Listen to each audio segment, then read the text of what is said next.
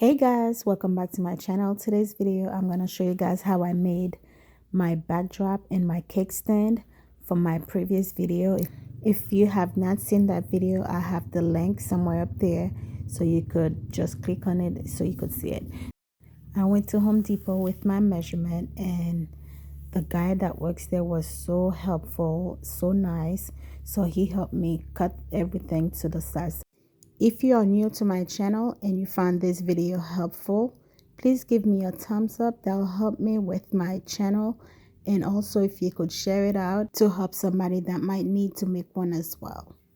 And to all my returning subscribers, thank you all so much.